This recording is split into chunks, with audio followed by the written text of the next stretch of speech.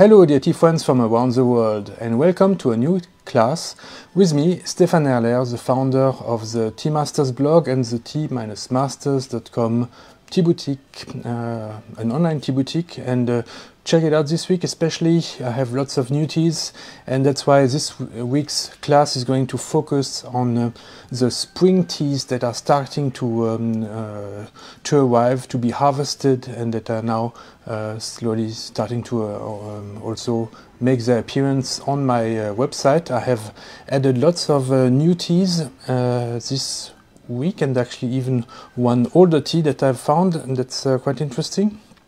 But let's start with some news from the mountains and how this year's harvests were.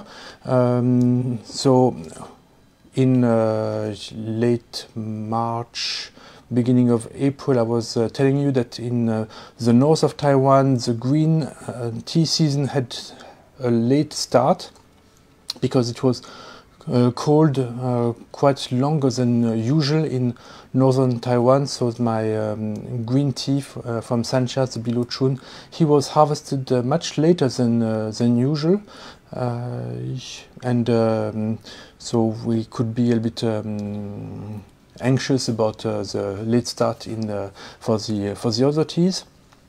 Actually, for Alishan in the center of Taiwan, the climate is actually quite different from northern Taiwan. It receives less rain and is quite warm. Very often in Taipei in the winter we experience rain for weeks on. But in the center of Taiwan, thanks to the high mountain range in the middle of Taiwan that protect this part of the island, the weather is much more soft, much more moderate in winter. They receive less rain and have usually also higher temperatures in winter. So this year's season was actually quite on time, quite normal in terms of when they started to harvest their teas. For instance, this year's Jinchuan, I made a selection on April 5th. So later on, I'm going to do a little brewing of this tea. And the other Qingxing Oolong, they were around the April 20th in the first harvests of Alishan, Juefeng, and then Jiangshuru. Jiangshuru, by now they must have finished. When I was there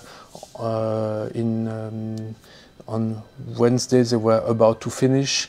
There were maybe just 1 or 2 more days left in Alishan, but now they are harvesting in Shaninshi. Yeah? This is the next target area, because the harvests in spring, they go from the lowest elevation to the highest.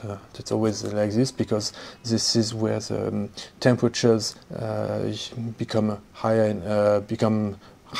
and where spring arrives later. The higher you are, the later spring arrives, because it's more naturally cold thanks to the elevation.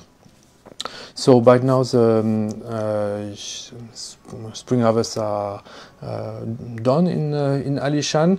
They had a bit like northern Taiwan, much more rain than last year. Last year was a complete drought, so definitely it would have been difficult to have less rain. But this year was pretty normal again, even more rain than usual, even in the center, and therefore the yields of Oolong this year were quite good.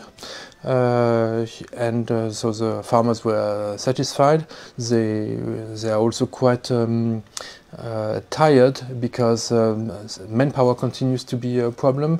Finding young people willing to work through the night because making oolong is you cannot wait for and take a break when you want. It's the leaves tell you when you have to work and when you can rest, and leaves are almost continuously being harvested from the morning to the afternoon. So there are always leaves to process, and once you've started the process, it's worth almost 24 hours. So you have to finish it, and they don't work with 3 teams in a day. They only have 2 teams. So this means they are doing 12-hour work in a row, and real 12 hours. So you have to also consider half an hour before to get up, and half an hour later to go back to their home. So these are really very, very intense labor days for workers in the high mountains to make tea. Labor shortage also for picking, and therefore there are still a lot of foreign workers who are locally employed, who live here more in Taiwan more long term, who are able to do this job, and guys also. This is something that changed a few years ago, that foreign guys would also pick leaves, not just foreign ladies, because of this shortage. So yields were good, and therefore since Taiwan has long-term contracts for the gas, so I've asked, they say so far gas prices did not increase much. Within the processing of the leaves requires a lot of gas to heat these machines that do the charging, that heat the leaves in order to dry them. So here there's a little cost increase. There was also a cost increase in fertilizers, actually a bit higher than on gas, but so far still within bounds. So this year, so far, the prices are stable compared to last year. So at least in nominal terms, in Taiwan dollars, there are no. I did not experience so far any price increases from my farmers in tea. So this is a good news. As in the winter, I was a bit worried about inflation for tea prices, but there might be inflation in your retail in your local markets, because over there many things go up, rent, labor, etc. But in Taiwan there are price increases for lots of goods in the markets, lots of meat and vegetables, but tea, at least at the wholesale level, did not increase from the little experience I have so far. So this is the good news, and so if you buy from me directly, you will not get any price increases. You can see that my prices are stable compared to compared to last year for the same or similar items. So this is a good news, thanks to these higher yields, and the quality, I must say, is quite good also. We are of course even more concerned with quality than with yields. There were thunderstorms in Alishan during the harvests, but these thunderstorms were very short. Did not happen also every day, and of course then I picked those harvests that were the least impacted, or that were really harvested on bright and sunny days. And the center of Taiwan, of course, is a region which is much more shielded from rain than other regions, therefore, it was again, we are lucky. There were lots of bright sunny days, and that's when I've picked my teas from. Of course, there are quality differences between one batch to another. This is always what is fascinating and what's interesting and what makes my added value. Also, there is I want to probably I will talk about this in more detail later on when I do the brewing of this Jinshuan Oolong. I received first, so I only went to the mountain this week, but I received some samples before that, and when I received the Jinshuan sample, I noticed no, this is not the quality I want. It's a bit rough, and it's a bit. I say you feel the moisture in the dry leaf, which is not a good sign. So I told the farmer, said no, this batch number 2, not the batch number 1 was not good, but the batch number 2 is kind of what I want, but I think it's too moist, and please give it additional drying. And he did that. When I came, I compared the sample that he sent me before the drying and the sample that he had now with the drying, and it was not really night and day, but really there was a sharp difference between the two. The undried or not well dried first sample was rough. Even the soup was the brew was less clear, whereas the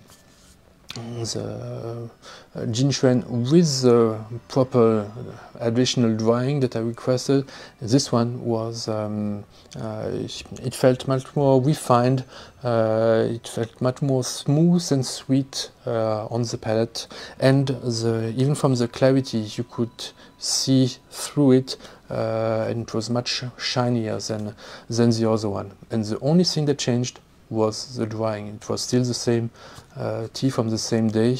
The only thing that was different was this drying, which really shows that this drying, and if it's strong, this becomes a roasting, that this is really a very important part, not just necessarily to transform the smells, but to make the taste more refined. And that's why you see so many merchants with their own roasting equipment.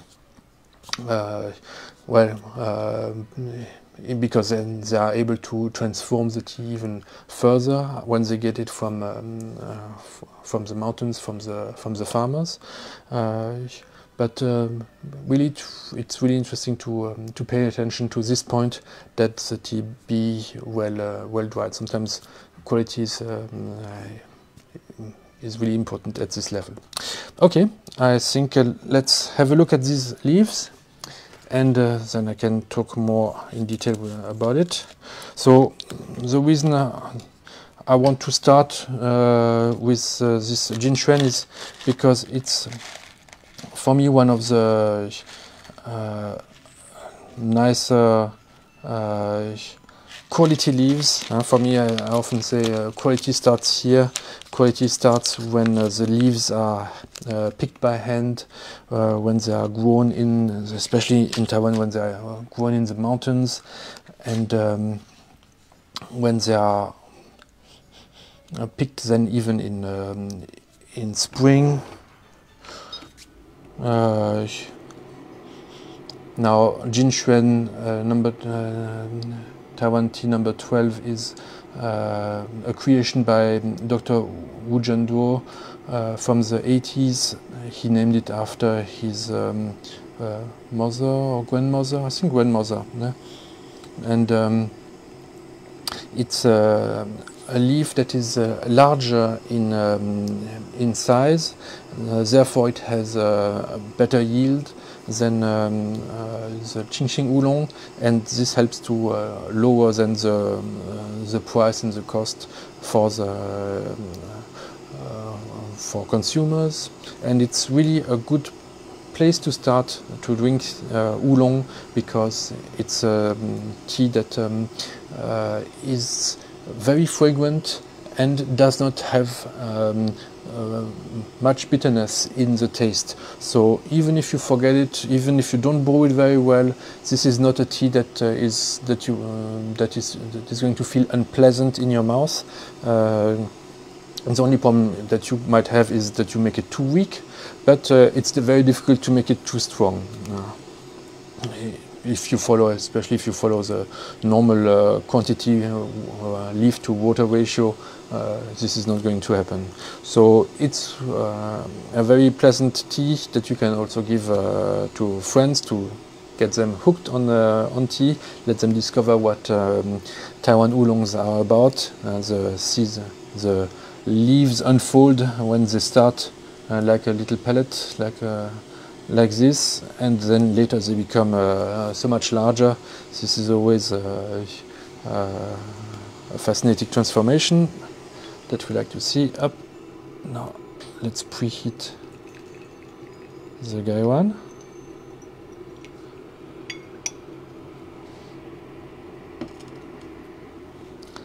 Now, when you go to the mountains, you see that farmers don't necessarily preheat their instruments, the tea vessels, gaiwans or competition sets, but then what they will do is they might throw away the first brew,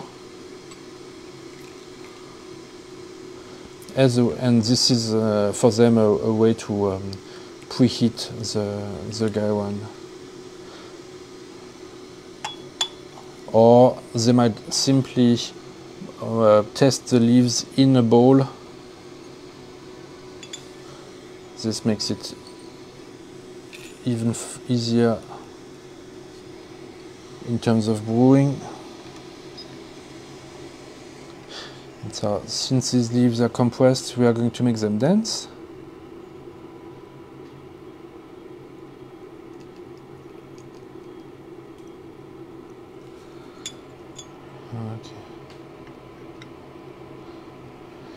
Okay.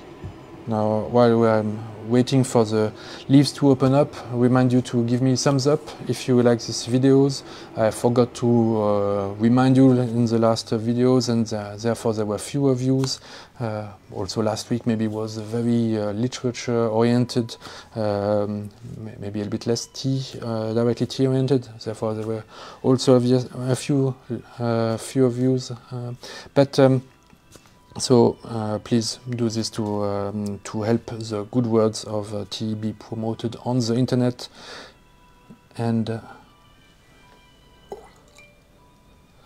actually I always have more likes on the English videos than on the French and German. I know you are less stingy with your thumbs up than the Europeans. Shame on them. You are not a prophet in your own country, I know that.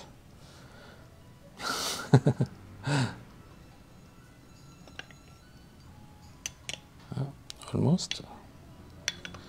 Let's continue a bit. As I said, this is a tea that can be pushed, can be brewed quite strong without it feeling too strong. And by the way, the advantage for those who are seeing me live is that they get to ask me questions at the end of the video, whereas if you watch me on YouTube, it will be cut and you have to type your video, to type your question, and you might not get your answer right away. We can smell it like this, and spring is coming. Spring is coming to the cup. It has this very nice, clear, greenish, a bit yellowish color.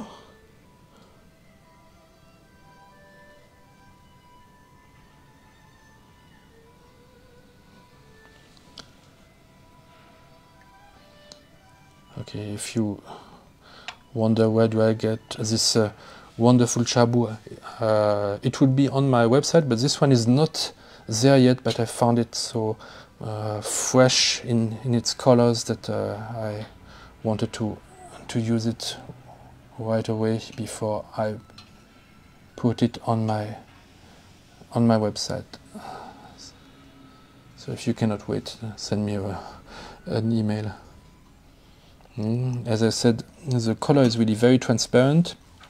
The Celadon cups, of course, increase the greenness and the freshness of the appearance, and so not only is it very transparent, of course on top you will see some something that that you might mistake for dust, but actually this kind of tea dust, actually it's tea hair, and this tea hair is what is little hair that that grows on the tea buds, on the tea leaves. So when a leaf is very young, still in bud state, it is covered with hair. Of course, not this kind of hair, but it's plant hair, very small filaments. And so this is what you will see if you look on the surface of the cup. You will see these little things. So this is not dust or dirt that could come from outside. This is part of the tea.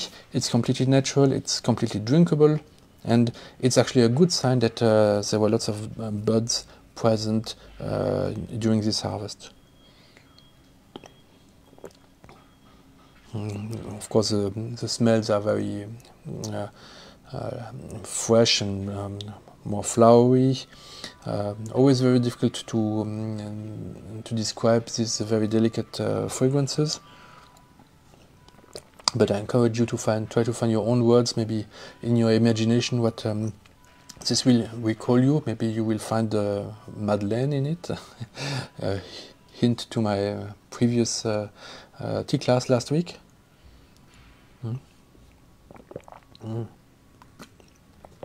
It coats the palate very nicely. It reminds me slightly of my Bilochun green tea. There are some little connections thanks to the very light oxidation of the leaves.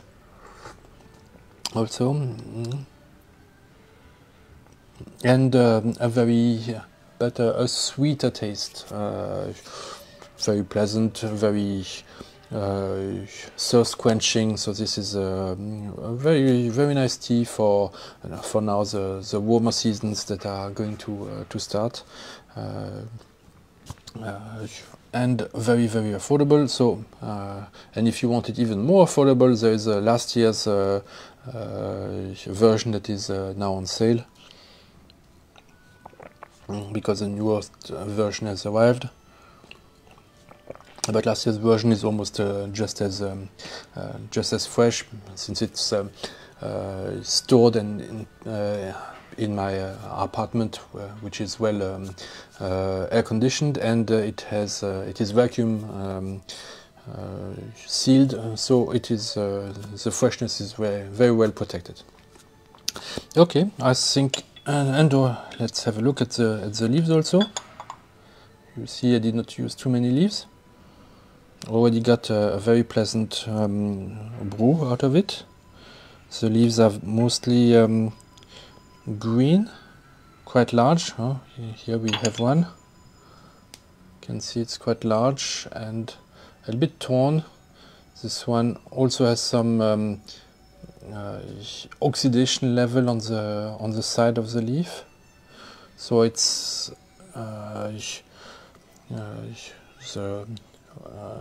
it's well made. It's not one of those oolongs that are processed very lightly. It is how it should be, with some light oxidation and the typical large leaf of ginseng. If you maybe want to find one with more leaves together, here I've not opened them up yet. completely. And from the twig we can see that it is torn, not cut. Here there's a little something that tells us it was picked by hand and not by machine. Of course, in the mountains it would be very difficult to pick by machine because of the terrain that is in terrace. It's not convenient to use machines over there. Okay, so thank you very much for watching. Please go to check new teas on my website. I have also added a couple of more Hongshui Oolong from Dongding, Dongding style, and I'm about to add the Baozhongs. So maybe stick around if you have some questions about it, and I see you next week, I guess, with more news about the more new teas to my selection. Thank you very much. Bye bye.